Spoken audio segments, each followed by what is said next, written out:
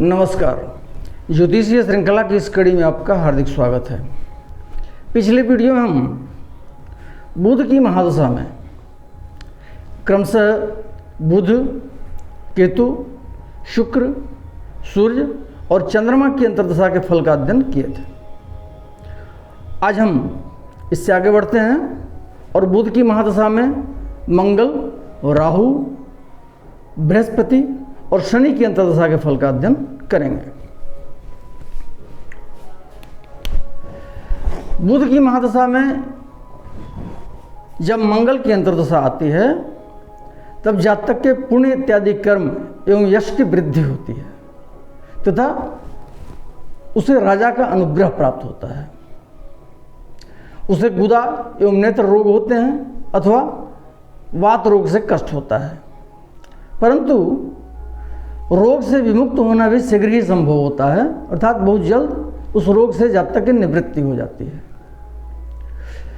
उसे अग्नि और चोर से भय होता है, उसके धन का अधिक व्यय होता है, स्त्री पुत्र इत्यादि से जातक को निष्ठुरता प्राप्त होती है तथा उसकी स्थान की हानि होती है, अर्थात उसका पद या मकान छूट जाता है। बुध की महादशा में जब राहु की अंतर्दशा आती है तब जातक को मित्र एवं बंधुजनों से धन की प्राप्ति होती है। उसे विद्या एवं सुख लाभ का सौभाग्य प्राप्त होता है तथा राजा का अनुग्रह प्राप्त होता है। उसे मस्तक, पेट और नेत्र रोग से पीड़ा होती है तथा अपना क्षय होता है, अर्थात रोग के कारण उसका शरीर कमजोर होता चला जाता है। उसे अग्नि, विष और जल से भय होता है,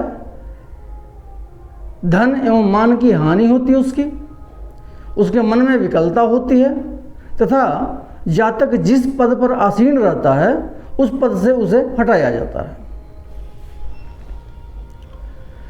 बुध की महादशा में जब बृहस्पति की अंतर्दशा आती है तब जातक के धन और संतान की वृद्धि होती है, उसके शत्रुओं का नाश होता है, रोग से निवृत्ति होती है, अर्थात उसके रोग समाप्त होते हैं, धार्मिक कार्यों में उसे सिद्धि प्राप्त होती है, उत्तम कार्यों में उसका अनुराग होता है, तपस्या और धर्म की ओर उसकी अभिरुचि होती है तथा उसे राजा से सम्मान प्राप्त होता है, परंतु जातक को गुरुजन एवं बंधुओं से द्वेष होता है तथा उसको माता पिता से क्लेश होता है।